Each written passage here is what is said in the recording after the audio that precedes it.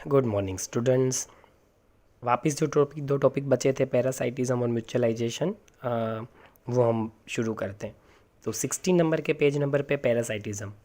थोड़ा बहुत तो आपने पैरासाइटिज्म के बारे में पढ़ रखा होगा। थोड़ा बहुत ये इन्फॉर्मेशन को कलेक्ट करके सिंक्रो करके एक साथ दिखाया गया है। तो देखिए, पैरासाइट्स का मतलब क्या है।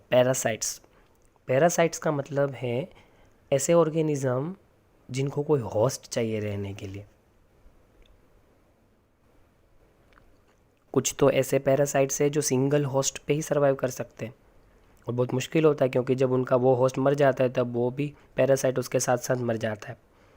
पर इसी चक्कर में काफ़ी पैरासाइट्स ने अपना ऐसा मैकेनिज़्म डेवलप किया है कि जिससे वो एक साथ बहुत सारे होस्ट को इन्फेक्ट कर सके या उस पर सर्वाइव कर सके। इसलिए क्या, एक होस्ट के मरने के बाद भी उनके पास बहुत सारे ऑप्शन और खुले रहते हैं कि किसी और होस्ट के साथ भी वो लोग रह सके।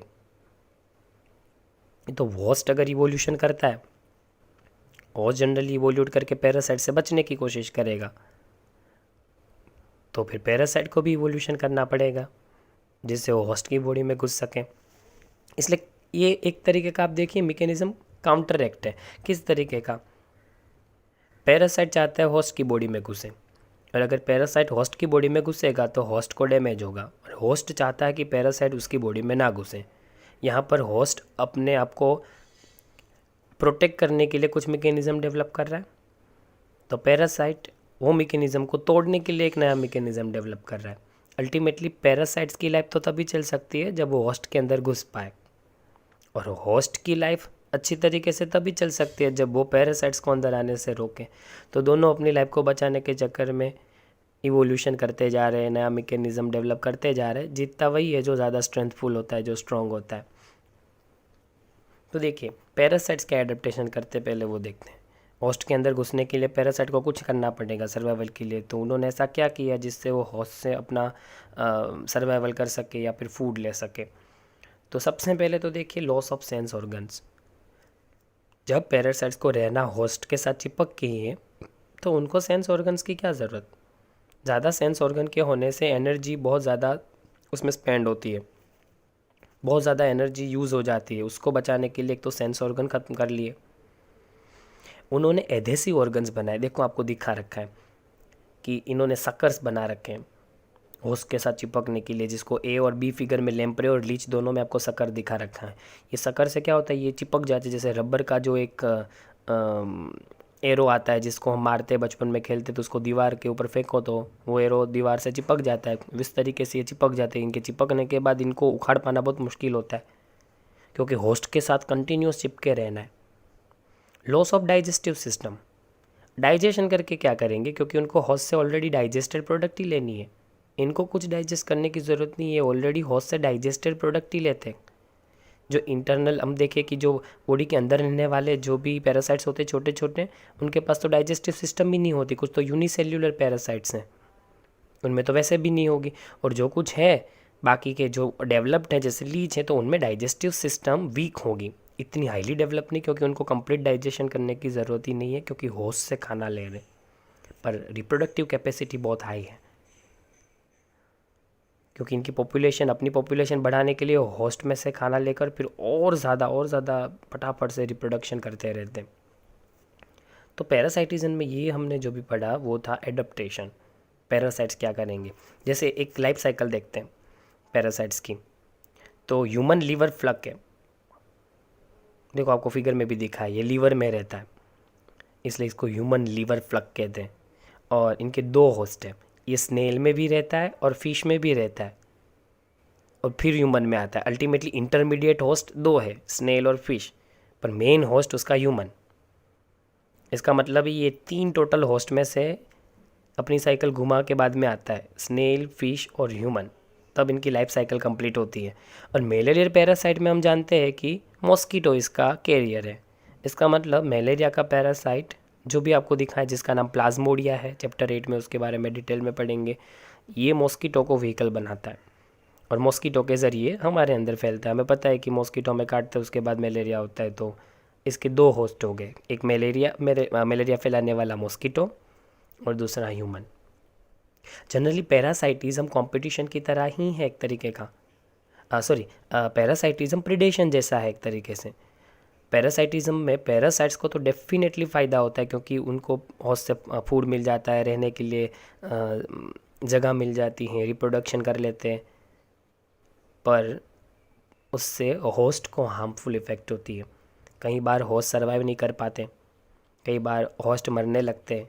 इससे हो सकता है कि होस्ट की पॉपुलेशन डेंसिटी कम होती जाए, इनका ग्रोथ कम हो जाए, होस्ट का रिप्रोडक्शन लोअर लेवल पे होने लगे, और कुछ तो उनको इतने वीक बना लेते होस्ट को कि जिसकी वजह से वो होस्ट अपने प्रीडेटर का फिर प्रे शिकार बन जाता है, और कई बार डेथ तक भी पहुंचा देते। कुछ पैरासाइटिक इन्फेक्शन ह्यूमंस को डेथ तक पहुंचा देते। जैसे हम मानते हैं कि जो वायरल इन्फेक्शन है, जैसे फ़िलहाल HIV वायरस जो है, कोरोना है, ये एक तरीके के पैरासाइट हुआ, वायरल पैरासाइट्स हैं, ये इंसान को डेथ तक पहुंचा सकते हैं।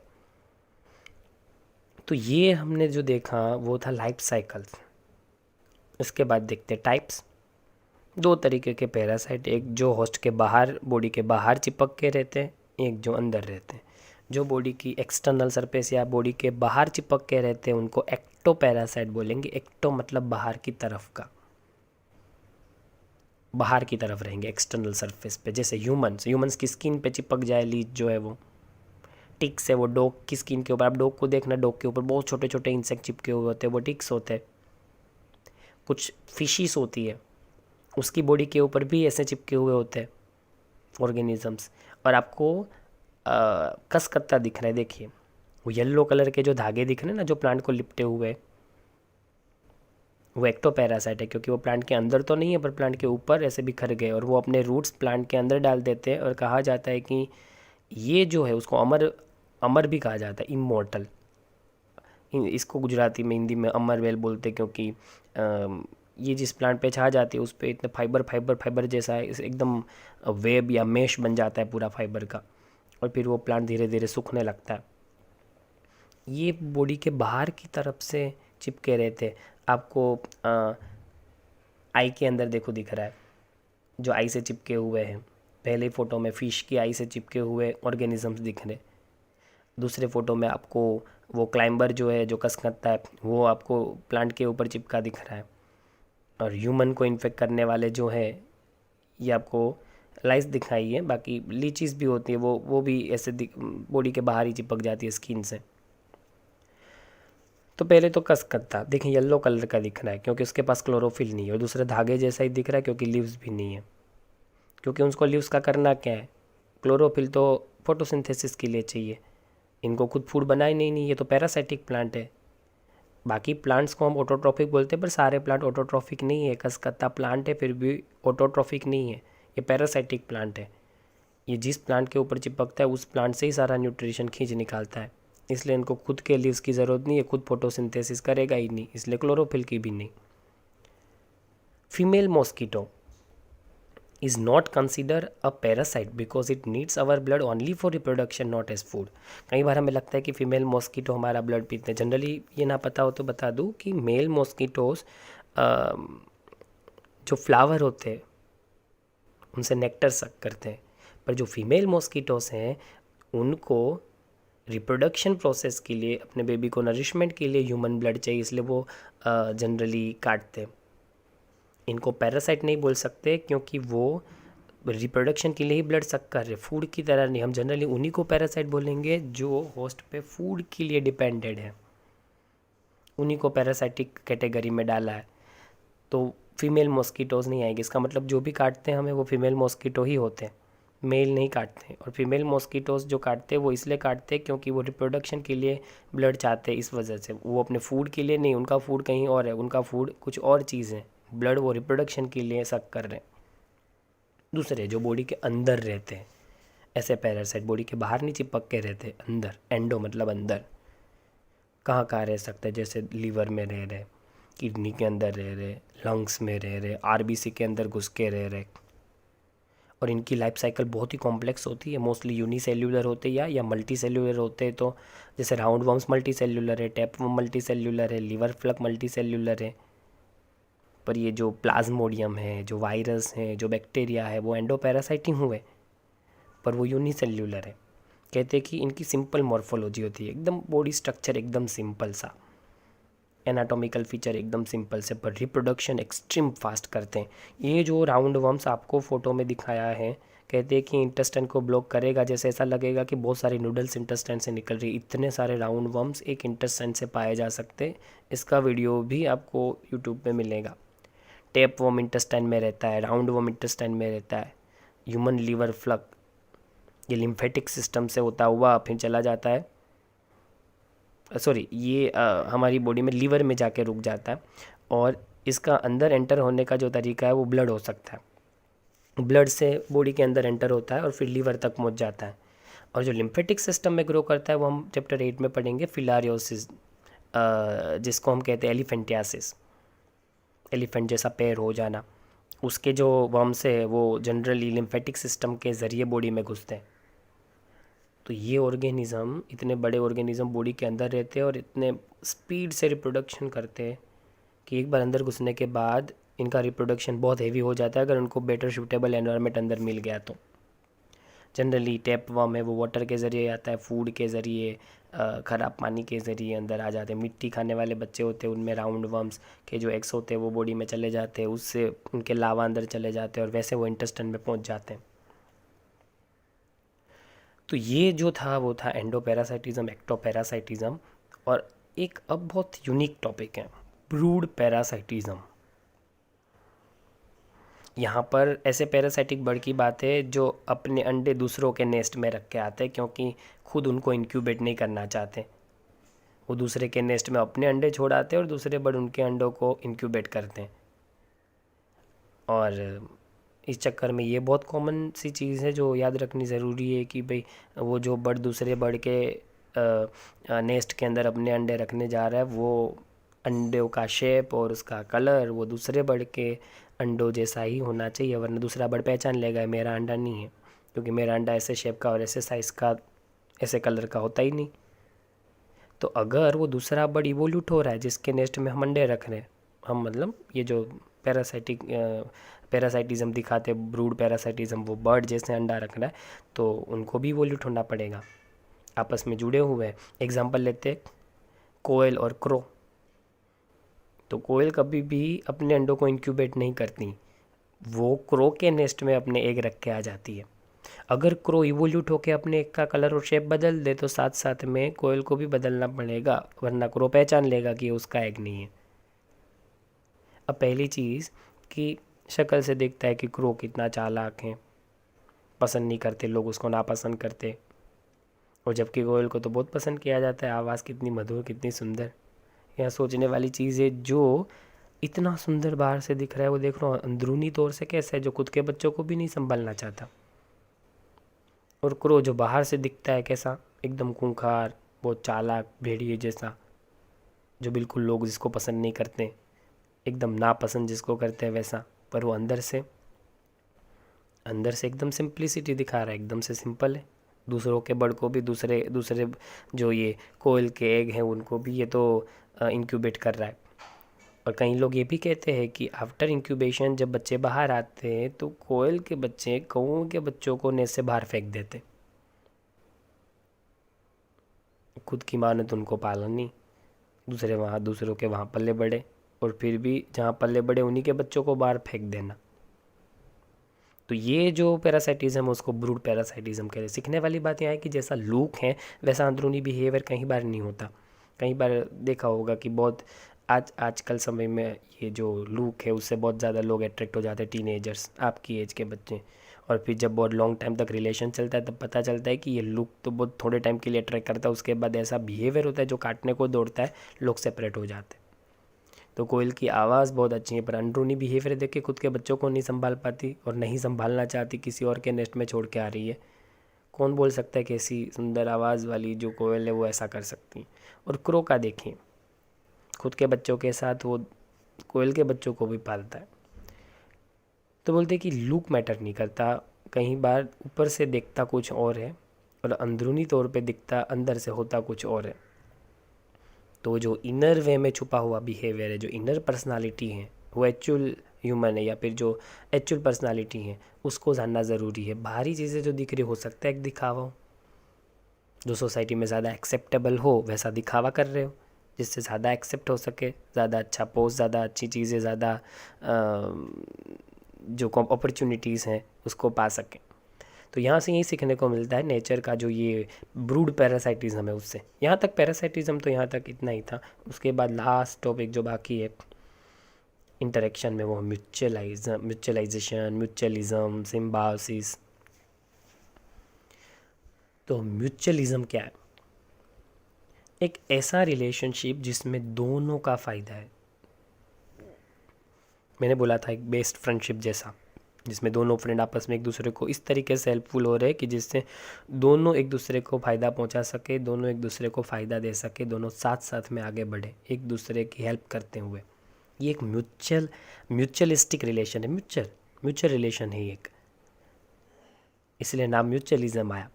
साथ साथ में आगे बढ़ना, एक दूसरे का फ़ायदा करते हुए, एक दूसरे को सपोर्ट करते हुए। लाइकेन का एग्जांपल है, लाइकेन का एग्जांपल 11th में पढ़ चुके हैं। लाइकस मतलब फंगस और एल्गी, इन दोनों का कॉम्बिनेशन। जहाँ पर एल्गी है वो क्या करती है, फोटोसिंथेसिस, और फंगस है वो पानी लेके देती है एल्गी को। दोनों साथ साथ में सर्वाइवल कर लेते। साइनोबैक्टीरिया भी कई बार एल्गी की जगह लाइकेन के अंदर सिम्बायोसिस कर लेते। वो कॉम्बिनेशन में फंगस और साइनोबैक्टीरिया का कॉम्बिनेशन होता है। माइकोराइजा, ये भी पढ़ लिया 11th में ऑलरेडी। कुछ फंगस हायर प्लांट्स के रूट में पाई जाती है। सेकंड फिगर में आपको दिखा है, पहले दो फिगर जो आपको दिखा है वो लाइकेन के हैं, और सेकंड फिगर जो है जिसमें रूट्स दिखा रखे हैं बहुत सारे, ढेर सारे 66 नंबर के ये पेज है या पीपीटी है। ढेर सारे आपको फाइबर्स दिख रहे फंगस के, और इस फंगस का नाम माइकोराइजा है। ये कुछ हायर प्लांट्स के रूट्स में पाए जाते हैं, और वो प्लांट्स को फ़ायदा करते हैं क्या? फंगी का स्ट्रक्चर, फंगी में फाइबर स्ट्रक्चर होता है और उसको हम हाइफे कहते हैं। इनके हाइफे की वजह से सरफेस एरिया इतना बढ़ जाता है कि वो सोइल से ढेर सारे मिनरल्स और ढेर सारा पानी एब्जॉर्ब करने लगते हैं, और बदले में प्लांट उस फंगी को कार्बोहाइड्रेट देता है जो मेनली फूड है, एनर्जी। तो फंगी को खाना मिल गया, प्लांट को एक्स्ट्रा मिनरल और वाटर मिल गया। और कहा जाता है कि जब तक फंगी रूट्स में होती है तब तक कोई दूसरी पैरासाइटिक जो स्पीशीज़ है, ऑर्गेनिज्म है, वो रूट में जनरली इन्फेक्शन नहीं कर पाते, इसलिए प्लांट को इन्फेक्शन से भी प्रोटेक्शन मिल गया। तीसरा एग्जांपल देखिए, mutualism between plant and animal. अब ये पोलिनेशन का और सीड डिस्पर्जल का एक एग्जांपल है, फिग ट्रीज और वास्प।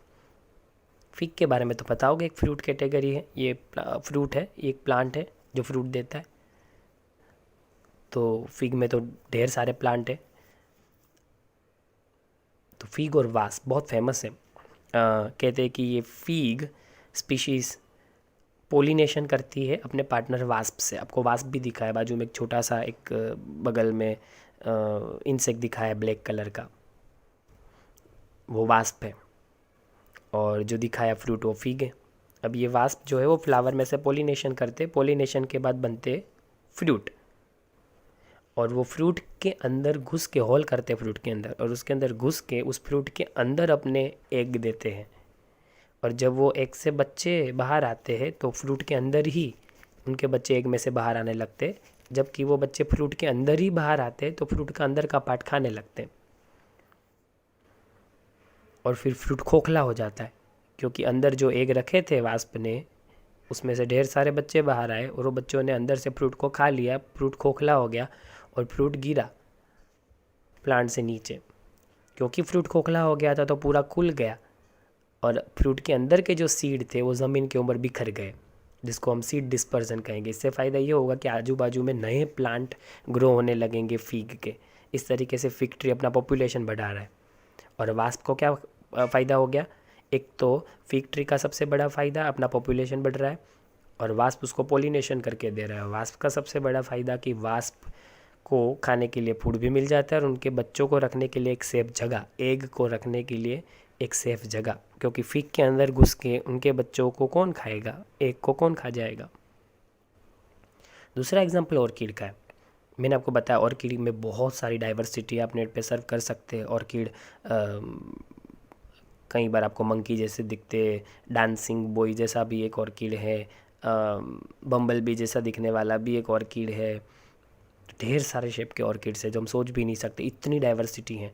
पर एक अजीब सा रिलेशन है ऑर्किड का जो बहुत सोचने लायक है, और एग्ज़ाम में भी बहुत बार पूछा जाता है 12th में। बीस और बम्बल बीस जिसको हम कहते हैं पोलिनेशन में मेन इंसेक्ट है वो जो पोलिनेशन करते हैं। सारे ऑर्किड्स रिवॉर्ड नहीं देते अपने पोलिनेटर्स को। कई बार पॉलिनेटर्स में क्या फ़ायदा होता है कि जो पोलिनेशन करने वाले इंसेक्ट होते हैं उनमें से उनको पोलन ग्रेन्स खाने को मिलती है, नेक्टर सक करने को मिलता है। इस तरीके से पोलिनेशन का पोलिनेशन हो जाता है और उनको फूड भी मिल जाता है। एक्चुअल में तो फूड को सर्च करने के लिए ही फ्लावर के ऊपर बैठते हैं। पोलिनेशन तो उनको पता नहीं है, वैसे हो जाता है, उनको नहीं पता कि वो पोलिनेशन कर रहे हैं, वो अपने आप हो जाता है। वो तो बस एक फ्लावर से दूसरे फ्लावर में नेक्टर सर्च करने के लिए निकले या फिर अपने फूड को सर्च करने के लिए निकले। पर कई बार हर एक फ्लावर के ऊपर बैठने के बाद उनको फूड मिलेगा ही ऐसा पक्का नहीं बता सकते। जैसे सारे ऑर्किड्स अपने पोलिनेटर्स को रिवॉर्ड नहीं देता, फूड नहीं देता। पर यहाँ पर जो एक एग्जांपल है वो बहुत सा अजीब सा है और बहुत ही अच्छा ब्यूटीफुल एग्जांपल कह सकते हैं जिसको। वो हमें एक देखने को मिलता है ओफ्रिस सेक्सुअल डेसिट कहते हैं जिसको।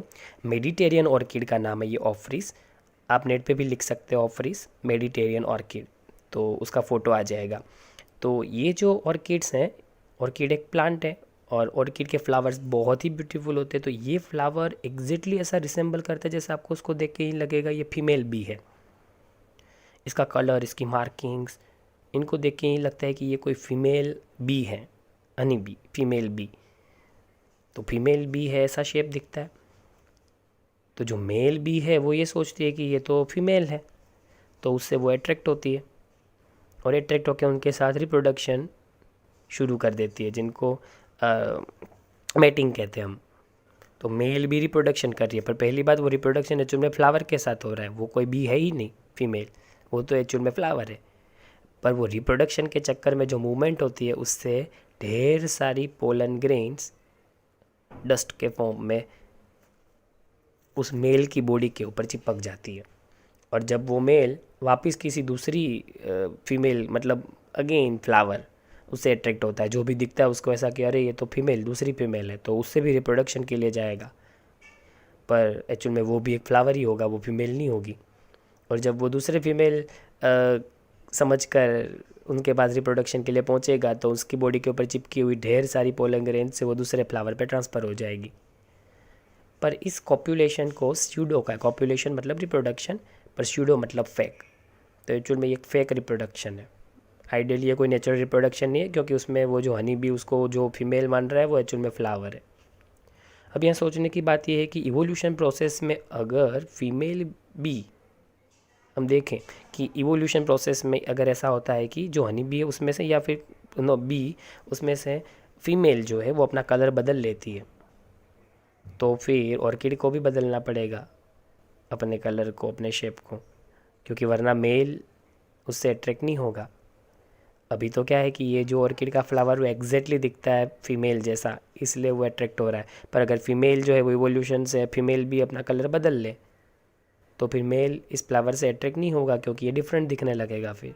इसलिए कहते हैं कि अगर ये म्यूचुअलिज्म आगे की तरफ हम एक्सटेंड करना चाहते हैं तो फीमेल बी अगर अपने आप को इवोल्यूट करके अपना कलर वगैरह बदलती है तो ऑर्किड के फ्लावर को भी सेम तरीके का पेटल कलर मार्किंग्स डेवलप करने पड़ेंगे। ये टॉपिक कई बार आता है, कई बार पूछ चुका है सेक्सुअल डेसिट जिसको कहते हैं, ऑफ्रिस नाम के ऑर्किड में और बी में पाया जाता है, जिसमें मेल ये फ्लावर को फीमेल भी समझ के उसके साथ रिप्रोडक्शन कर लेती है और उससे पोलिनेशन की प्रोसेस हो जाती है। पर ये एक फेक रिप्रोडक्शन होने की वजह से इसको फेक से वर्ड शूडो लाए और रिप्रोडक्शन से कॉप्यूलेशन से वर्ड कॉप्यूलेट्स लाए, इसलिए ये मेल बी शूडो कॉप्यूलेट्स हुई और इस प्रोसेस का नाम है शूडो कॉप्यूलेशन, मतलब फेक रिप्रोडक्शन।